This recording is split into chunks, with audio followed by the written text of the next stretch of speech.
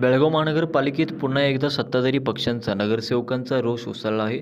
महसूल उपायुक्त रेश्मा तालीकोटी यांच्या बदलीसंदर्भात सभेत ठराव मंजूर होऊ नये त्यावर कोणतीही कारवाई न झाल्यामुळे संतप्त नगरसेवकांनी आज सोमवारी मनपा मुख्यालयात ठिय्या आंदोलन छेडले. महसूल विभागात अनियमितता आणि गैरव्यवहार होत असल्याचा आरोप करत नगरसेवकांनी भ्रष्ट अधिकाऱ्यांना पाठबळ देणे थांबवा अशी घोषणा दिली. निवडून आलेल्या सदस्यांचा आणि मतांना अधिकाऱ्यांना प्रशासन किंमत देत नाही असा आरोप त्यांनी यावेळी केला. महानगरपालिकेच्या सभेत रेश्मा तालीकोटी यांच्या बदलीचा ठराव बहुमताने मंजूर करण्यात आला होता. मात्र अनेक तक्रारी असूनही अद्याप त्या पदावर कायम असल्याने संताप वाढला आहे. परिणामी सत्ताधारी नगरसेवकांनी थेट मनपा आवारातच धरणे आंदोलन केले. यावेळी सत्ताधारी पक्षाचे नेते हनुमंत कोंगाडी यांनी आंदोलकांना संबोधित करत सांगितले, महसूल उपायुक्तांच्या भ्रष्ट कारभाराला प्रशासनाने छत्रछाया दिली आहे. आम्ही मुख्यमंत्री सिद्धरामय्या यांची भेट घेऊन या प्रकरणाची सविस्तर माहिती देणार आहोत. आवश्यक असल्यास सामूहिक राजीनाम्याचेही पर्याय आम्ही विचारात घेत आहोत.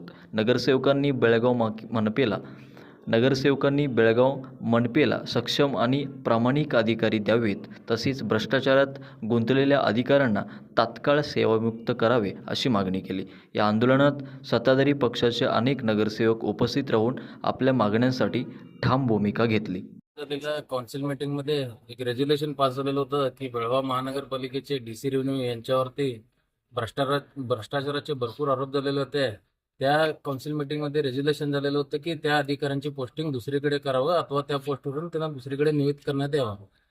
हा ठराव ठरवून आम्ही महानगरपालिका आयुक्त व DC ॲडमिनना निवेदन दिलेलं होतं की त्यांनी दुसरीकडे त्यांचं, पण अजूनपर्यंत आमचा ठराव पास होऊन सरकारला पण अजूनपर्यंत त्यांनी पाठवायचं प्रोसिजर पण कंप्लीट केलेलं नाही आहे व आजपर्यंत त्यांना अजून त्यांची पोस्टिंग चेंज केलेली नाही व पुन्हा तेच अधिकारी त्याच पोस्टवरती येऊन बसलेले आहेत. त्याच्यामुळे आज आम्ही सर्व महानगरपालिकेच्या नगरसेवकातर्फे आज हे आम्ही निषेध नोंदवण्यात येत आहे. किती दिवस चालणार आहे तुमचं आंदोलन? जोपर्यंत आम्हाला याच्यामध्ये विजय मिळत नाही तोपर्यंत आमचं हे आंदोलन चालूच राहणार आहे. इन्सल्ट केल्यासारखं जे सरकारी अधिकारी आहेत त्यांनी याचा विचार केला पाहिजे की रेझोल्युशन जेव्हा काउन्सिल सुप्रीम असताना, जेव्हा रेझोल्युशन काउन्सिलमध्ये सर्व नगरसेवकातर्फे पास, मेयर डेप्युटी मेयर असताना सगळं रेझोल्युशन पास होऊन ह्याच्यावरती अजूनपर्यंत महानगरपालिका आयुक्त व DC ॲडमिन ऍक्शन घेत नाहीत. त्याच्यामुळे आज आम्ही इथं आंदोलन चालू केलेलं आहे. नाव सांगा तुमचं. आनंद चव्हाण, माजी उपमहापौर, बेळगाव महानगरपालिका.